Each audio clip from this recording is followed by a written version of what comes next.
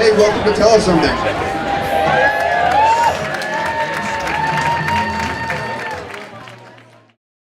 Carley Fetzer is excited to be a part of Tell Us Something. Alongside many other talented storytellers, she originally is from the state of Utah. She's been happy to call Big Sky Country her home for 8 years.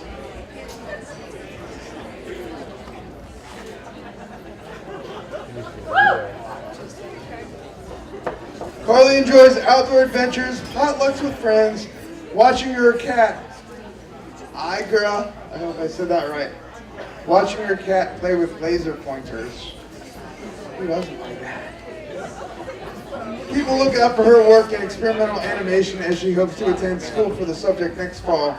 Please welcome Carley Fetzer.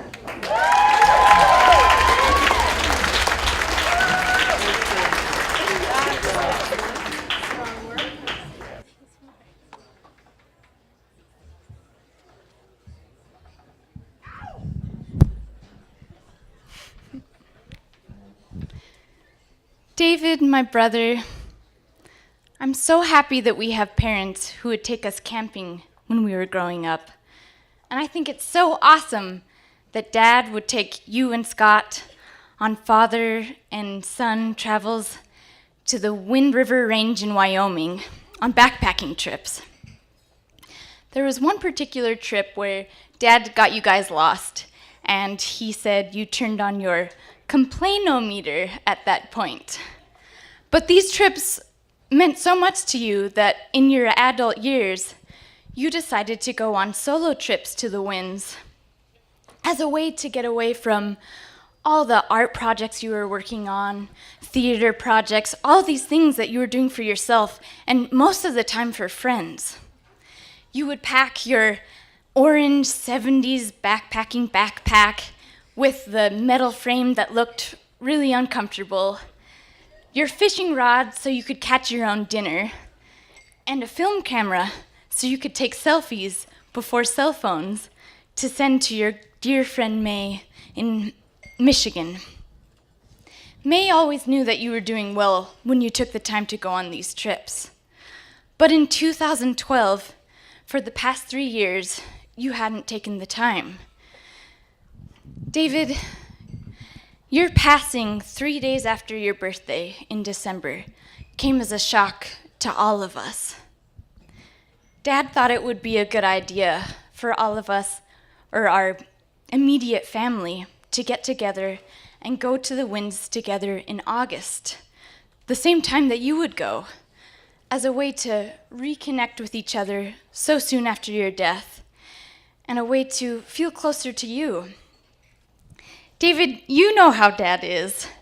That morning when we were about to leave, he had stayed up until 4 in the morning, packing all sorts of nonsense that we did not need. Sleeping bags that we already had, sweaters that we had packed, food that none of us would touch during the trip.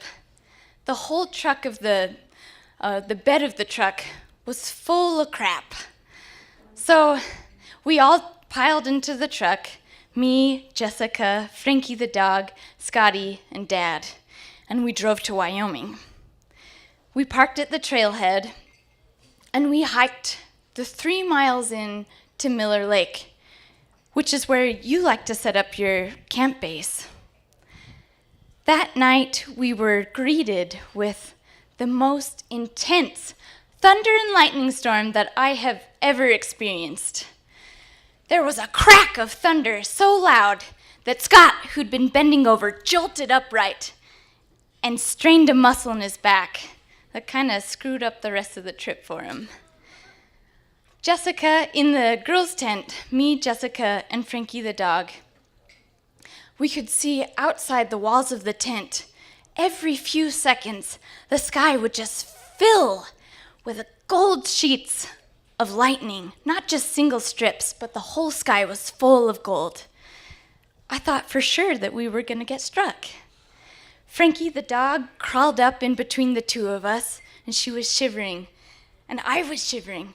So I grabbed her and I held on to her, and we both shivered and whimpered until the lightning storm finished some 1 or 2 hours later.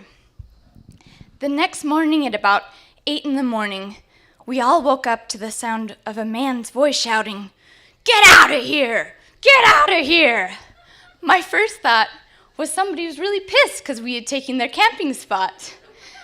But we got out of the tent and found Scotty and Dad just a few yards ahead. And Dad was pointing about 40 yards into the distance where he said there was a black bear. Now, I'll be honest that I didn't see the bear, which really blows because I've been waiting 28 years to see a bear and I will never see a bear. But apparently everybody else could see it. And the night before, Dad said that he'd heard something, so he got out of the tent, put on a headlamp, turned on the light, and stood in between our tents, rotating from side to side, casting light on both of our tents from 3 in the morning until 8 in the morning. And that morning when he yelled at the bear, it didn't move, so we assumed that it was aggressive. So he told us to go to our tents, pull on some boots, grab a jacket, don't grab anything else, and we were gonna walk back out to the truck. We were in our pajamas, I'll tell you that right now. So, David, Dad was probably working on about 3 hours of sleep in the past 48 hours, so his judgment was a little mushy. We were hiking out, and we were discussing what we would do once we got to the ranger station. And Dad suggested that we would ask them to helicopter us back in so we could pull up our stuff and helicopter us back out. I don't think we said anything to that suggestion. A little while later, it started to get hot. So Dad pulled off his jacket. And underneath, besides his flannel pajama pants, he was wearing his one-piece Mormon semi-see-through underwear. Luckily, Scott brought an extra bandana and a t-shirt. David, I don't know about you, but I don't really remember Dad wearing anything except for a long-sleeved, button-up collared shirt. So to see him with a blue camouflage bandana covering his little bald spot and a tight, bright green t-shirt with his little belly sticking out underneath was a great way to lighten up our experience. So by mid-morning, we got to the truck, only to discover that Dad had left the keys at the campsite. And to add on to that, the light in the cab of the truck was still on, meaning that the battery could run out at any minute. But Dad remembered that he had a couple of hide keys under the truck, neither of which worked.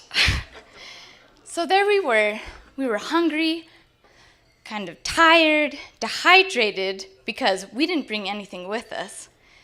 And there was a water spigot at the beginning of the trail, but of course it did not work. So we decided we would wait a little while and try to hitch a ride into town, but nobody was coming by. So we sat in the parking lot for maybe an hour and a half, and Jessica finally decided, why don't we just hike back up? The bear will probably be gone by then, and we'll be safe. So kind of, grumpily, we decided that that was our best option. David, again, Dad, 3 hours of sleep the past 48 hours, tired, hungry, dehydrated, wearing too tight of a shirt. Dad reminded me of this 80-year-old man who had just stepped out of a bar. He was kind of swaggering from side to side on the trail, moving really slowly. I was really afraid that he was going to pass out, so I stayed behind in case he did. And I noticed on the side of the trail there were these huckleberries, not like the ones that I've seen in Montana that are delicious and juicy and big. These ones were teeny tiny, but I took the time to teeny tiny handfuls of teeny tiny berries, and I had plenty of time to catch up to my dad and hand them over, and he seemed very appreciative to receive them. So we finally got back to the campsite. No sign of the bear. All of our stuff was intact. We had a quick snack, and we packed everything up, headed right back out. So a few hours later, in town, sitting at a swanky restaurant with hot, juicy burgers in our hands, we decided that you had sent that bear as a way to say hi. So did you, Dave? Thank you.